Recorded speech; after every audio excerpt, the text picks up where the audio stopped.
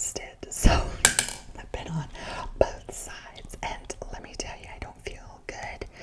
I mean, at the time, I was like, I have to ghost because, okay, so let me tell you why I've ghosted before. So I ghosted a friend of mine like years and years and years ago because I had been her friend for so long, and but she had crazy life, crazy personality too. And it was a lot to handle. And I'm telling you, I handled it for as long as I could.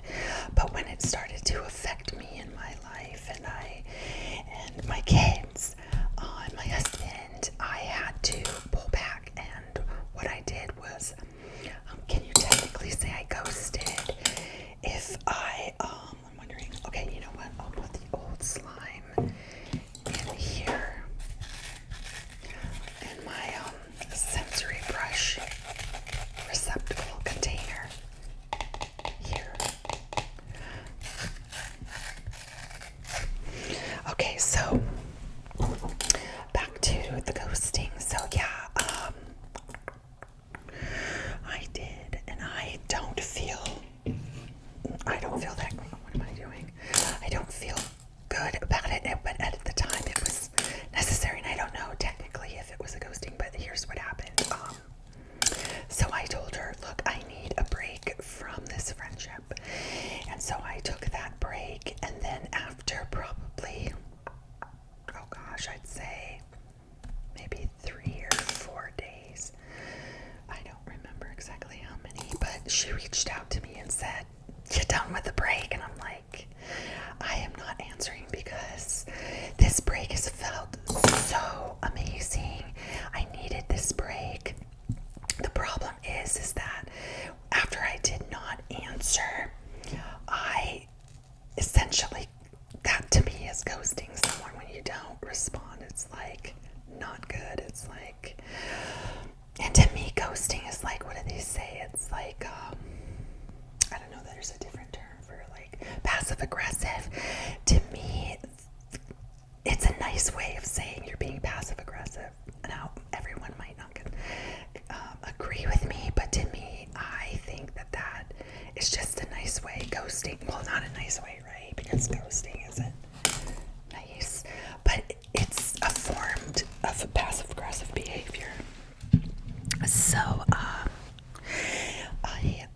did that, and later, I remember she like reached out to me on, I think it was Facebook Messenger, I think, and she tried to tell me to come back into the friendship again, and I did make the effort. I wrote out a response and everything, but for some reason it didn't get sent. I can't remember why. I wasn't mean, like intentionally. I think that I was inept at knowing how at that time to actually send the message. I don't know, I can't recall, but I think I was having technical difficulties, and I waited too long, and then I believed that if I had sent it after that amount of time, a response, that it would have just felt just as disingenuous if I had ghosted her again. I don't know if I'm making sense, but anyway, it makes sense to me. That's what that does. So I do feel bad about that. So then again, later down the road, I sent her a letter. I found out, where she had moved, and I sent her a letter, and I explained to her what had happened.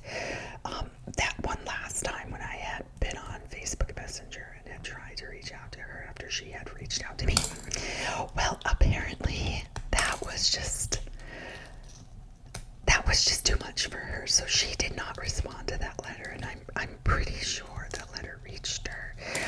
I don't know, maybe I shouldn't have sent her a letter, maybe I should have put that on Facebook Messenger.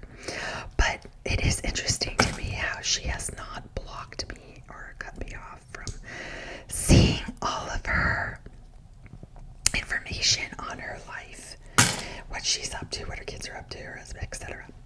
So I think she does, like, in a way, feel like, I don't know, I can't speak for her, but maybe she just, she's a very successful person, and,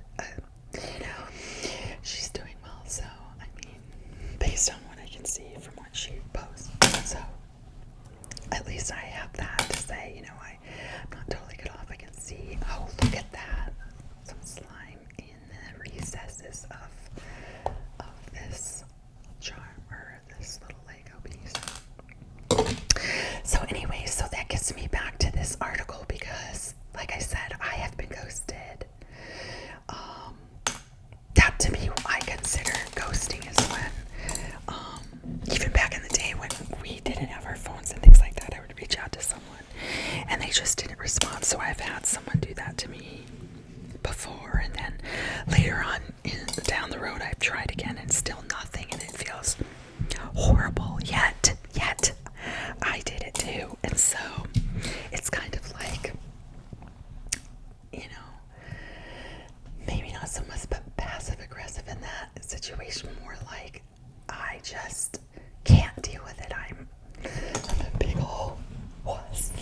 I can't deal with it. I can't face that.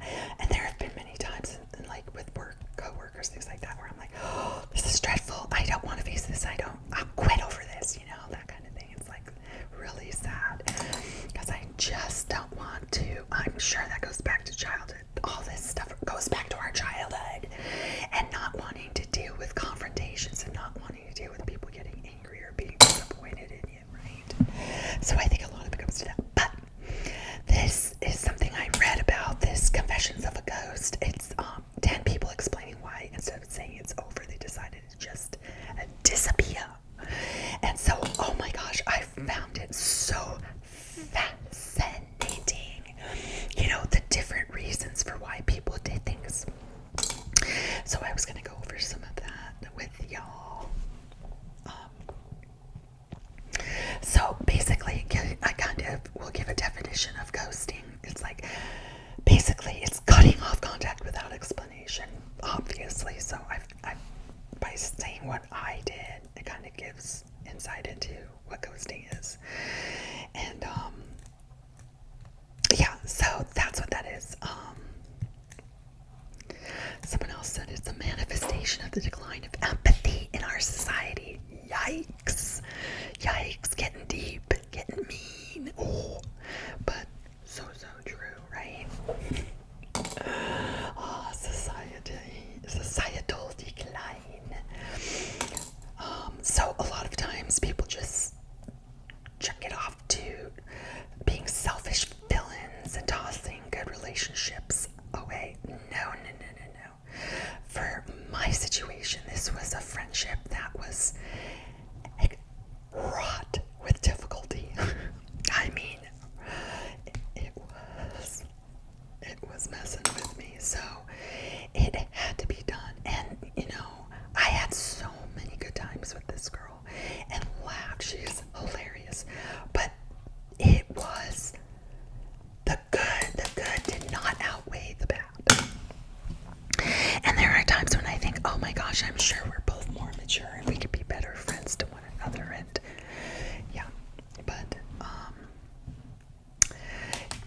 I felt like I was constantly giving and not receiving. And there was one point where I realized this is never going to change. It just doesn't feel like it's changed.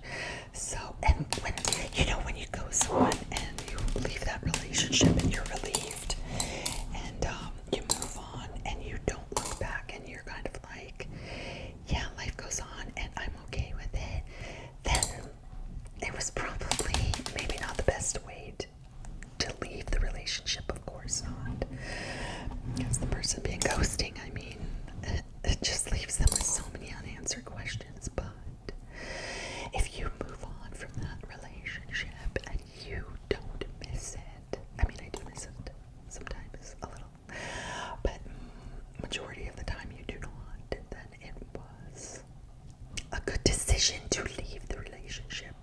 Yet again, not in that way, okay? So, those who disappear and go silent, like they're saying, there's a lot of guilt and shame. Why do I keep doing that? Stop it. There's a lot of guilt and shame involved. This is fun, everybody. Give it a try. Let your slime dry. But next time, I'm going to have bigger pieces because these small pieces are not as much fun as those big Lego pieces were. So, yeah, I need more Lego pieces. And who knew? Who knew dried slime could be just as fun as dried silica? Okay, so wicked. Okay, so here are 10 people describing why they ghosted. They are the ghosters and why they did it. So the first one says, I'm a people pleaser, and this was Brianna, who is 31 years old. Everyone. He made things exciting, she said. He picked me up in his red leather Mercedes. Wowza. He had his own condo, a flashier lifestyle, and her parents didn't make a ton of money. They ate Miracle Whip on white bread. His parents had a lot of money. Things shifted for her when he said his dream travel destination was Chernobyl. When you have a safety net that might not exist for others, you can have a $10,000 tour where they give you a hazmat suit. Really? Really? I really had no idea. Chernobyl tour. What? My son would go. My husband might go. I mean, what? That's crazy. Okay, so it seemed he seemed to have a vigor for life that she would eventually understand comes pretty easily when you are rich white male. On paper, that seems like someone a lot of women would want, but it piqued her fears of inadequacy. So this was coming back on her. It was about her more than it was about him, apparently. It wasn't going to work, though. Eventually, she just stopped replying. Like she said, she was a people pleaser and knew that she could be guilted into more dates. Oh gosh, I've always been a people pleaser. I'm getting past that, though. I really am. I think I've definitely moved past that stage in my life, people pleaser stage, and boy, was it a long, long time where I was. And she knew that she could be guilted into more dates, and maybe in the back of her mind thought, oh, he'll be fine. He and his Mercedes will live happily ever after. I was broke, and this is Sydney, 25. She always told herself that she would never ever ghost somebody. It had been a year now, and she still felt bad, so bad. The person she ghosted was appearing in her dreams. Look at that chain. Okay. Appearing in her dreams. Oh goodness, yeah, I would say that happened to me with my friend way back then. And maybe sometimes I still probably dream a little bit about her, but not often. Oh my god, I'm so tired of putting that in the wrong spot. Stop it. Stop it. Anyway, Sydney always told herself she would never do that, but she did. And then they had found out that they both went to an all-girls Catholic school. They were like, oh, we have to meet up. They went to a restaurant, and she talked about her first job as a nurse during the pandemic. Sydney was a social media manager and thought, my God, what am I doing? What I do is so dumb in comparison. And this other girl could afford to live by herself and was living with Sydney was living with two other girls, couldn't live by herself. And everything she made went directly to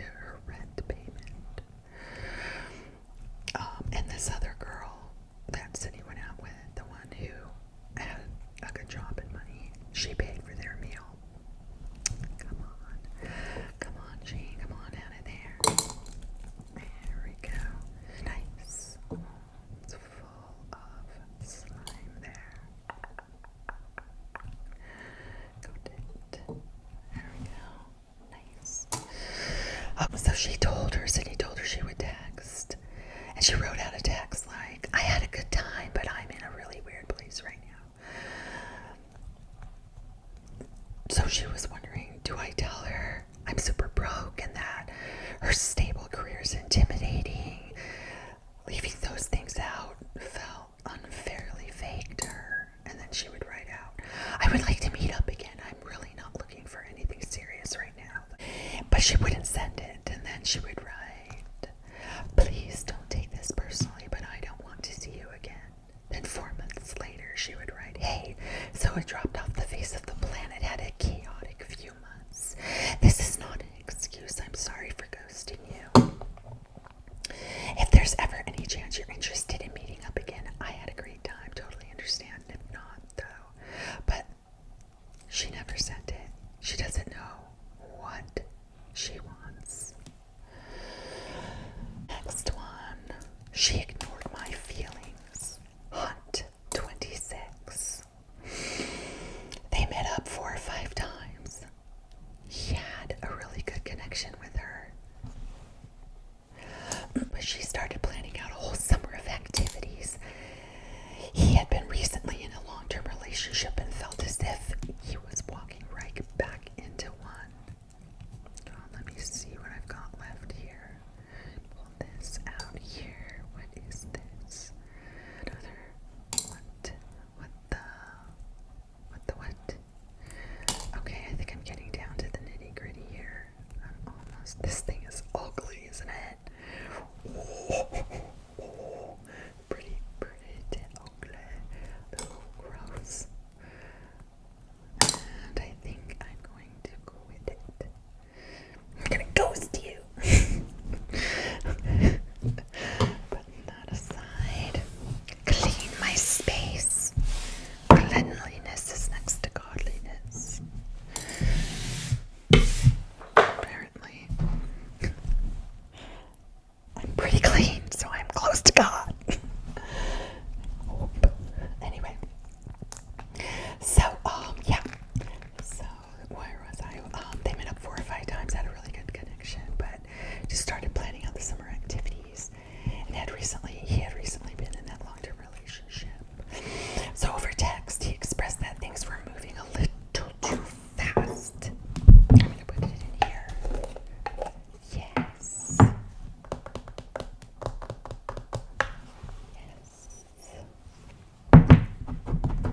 Let's make a little repository. Is that how you say a repository right there? Okay. Yeah. So over text, he expressed that things were moving a little too fast. At first, she was understanding, and then she said, "Come over. I want to see you." She also wanted to send explicit photos. Of course, she did. But he declined, and he didn't text again after that. He had buried his feelings and felt as if they were being ignored. So it was a kind of like your computer overheating, he said. So he just turned off the computer. All right. Next. I almost wanted them to hate me, Rose 24 said. She looked up from her book and saw this person looking at her. This person had these lovely little freckles all over their face and strawberry blonde hair that swooped up to the side, and the most gorgeous smile had blossomed from there. Their relationship just took off. They had all the qualities that Rose didn't. They were laid back. She's a type A. They were communicative. When she would shut down, it was the most free she had ever felt in a relationship. And they said they loved each other. Oh, goodness. Wow. But then every time they would leave, Rose felt like a sinking feeling in her chest. She had grown up in a small town that's conservative and Christian. In college, she realized she was queer and didn't come out to her parents and probably never will. She didn't, that's sad, isn't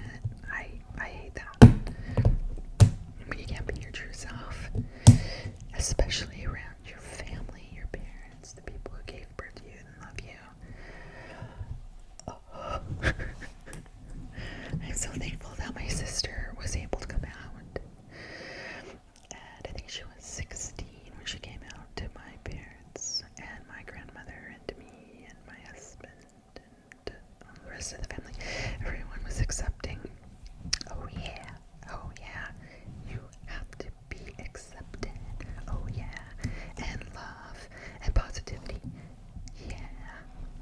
Anyway, so like she said, Rose, she didn't come out to her parents and probably never will because she doesn't think that her parents would have anything else to do with her. They would like abandon her. She just said she doesn't think she would have parents anymore. So, that's a tough situation. The cognitive dissonance got so loud that she felt the need to end it and stopped responding or making plans. That is probably one of the toughest ones that I have read so far. Okay, I hate that one. She almost wanted them to hate her. She thought if she could ghost them and hand them an excuse for not liking her anymore, that's what she wanted to do. Oh my goodness, that is sad. That's a sad one. Okay, so next one is It's My Revenge. Yikes. Susanna, 56. Let's get this little guy out of there. There you go. A little silicone stuck there. Put that there. Move it on over. Okay. So, it's my revenge. I have been ghosted many times, Susanna says, and felt depressed, dismissed, betrayed. It's a very sad thing you'd see in a rom-com with some girl played by Kate Hudson. At a certain point, she was like, I'll just start ghosting guys back. It's an act of hostility. Ghosting men is revenge. What? Really? Oh gosh. That one was crazy. So I needed space. Libby, 39. Libby really liked a lot of things about him. He was very curious and amazing question asker. The dates were long and it was sweet and an earnest connection. But when they tried to have sex, she would feel no spark, nothing, zilch. They had planned a hike and she just noticed that she was dreading it. Oh, I've been on stuff like that. So, a certain one, not naming a friend, where I'm like, oh my goodness, this isn't good. You want to enjoy the things you do with someone and not dread it. Yeah, the universe is screaming at you to let that friendship go. Let that person go. Do not go on that date. Go with your gut. And why would they want to be with you? I'm sure you're not being your authentic self if you're on that hike or on that date and you're not wanting to, and you're not really wanting to be there, right? You're just like not you. So yeah, don't go. Oh my gosh, this has the strong smell of that men's aftershave. Yuck. Make them all smell good. Make them all smell good, OG. Not men's aftershave. And my favorite of all things, sand and slime. And it has smelled like men's aftershave. No. Anywho. So, she texted to say she would love some space. She texted, I'll definitely be in touch in a couple of weeks to check in. Yeah, that's gonna go over well. To her, space means no talking, but he texted a photo a few days later. She had given him a hat for his birthday, maybe a bad move on her part, and in the photo he was wearing the hat. The photo. He was wearing the hat. It felt like a really twisting of her gut. She never responded.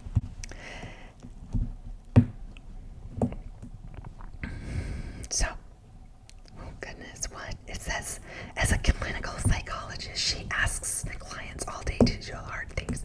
She teaches them no one's going to die from sending this text. It feels like you're dying. Sometimes it does. It feels like you're dying. You're like, oh, I'm gonna die.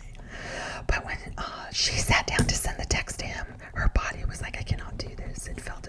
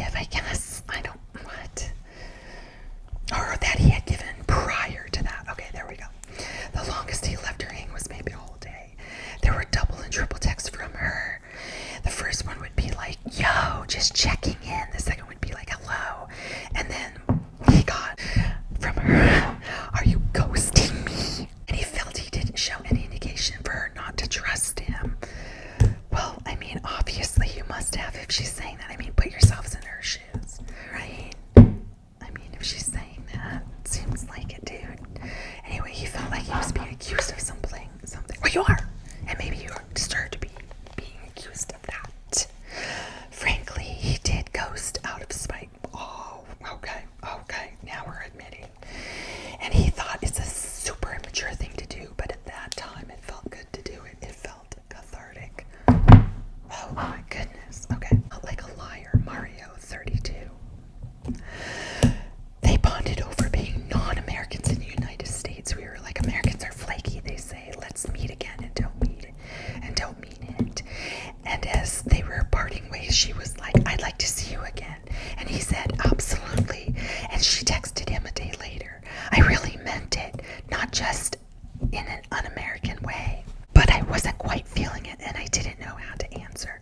And then be like, actually, just kidding. It makes you feel like a liar. In this case, I was just one of those stereotypical Americans. Okay. I had too many suitors. Kyle, 30. Okay. So he was just as handsome as his pictures, he said. It was instantly comfortable, and his interest was clear. But he had gotten very proactive with dating, and the dating apps opened the door to taking a lot of people at the same to talking to a lot of people at the same time. Yeah, and then so Kyle had probably like 8 other people talking to him, so he was kind of put to the side. So this other person was put to the side when he met somebody else. But you have 8 other people you're talking to. He wants to give people the breakup conversation they deserve, so they're not left wondering when only one person was courting him. He had an easier time having that talk, but found himself dreading the idea of repeating the same draining conversation. Well, too bad. You're in the dating game. That's your responsibility. It really is. To me, how hard is it? Come on. Just a quick little note is better than just, well, look at me talking. I mean, I ghosted, so anyway. Next. I'm not going to compromise anymore. Marie, 63. Oh, cute. Go right in there. Oh, listen to that. Sink into the sand. Fun. Okay, the first time Marie ever ghosted someone was a week after she turned 63. He seemed like a great match, nice employee, still had all his hair. After lunch, they went to his apartment complex and swam into the fancy pool. Then he invited her to stay longer. She told him that she needed to get home to take care of her dog, but went to the restroom to change out of her swimsuit. And when she came out, he said, okay, so we're going out to dinner. And that's when it happened, that moment where she was like, this guy is lonely. That makes me sad. If I'm with this person, I'm going to be asked to fill a void. Who is it? There's so many lonely people. That's why they're looking for someone. That's why they're dating. They're lonely. And that void is loneliness, and you're going to fill it. Why? That makes me sad. Why can't you just be his friend? Aw. Anyway, she got in her car, and a Taylor Swift song came on, and she started crying and was so upset.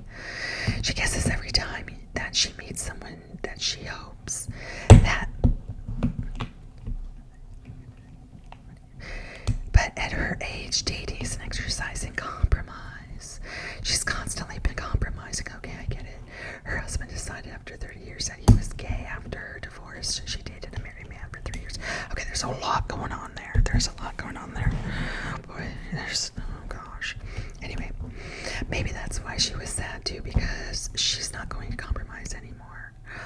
She's seen the mistakes that come from trying to make someone into something she wants them to be, and knew it wasn't going. And she knew she wasn't going to respond to him ever again. Oh gosh, that one was a tough one. Well, this is my last jar because that was the last. There was 10. Oh my god, that was fun. Okay, let me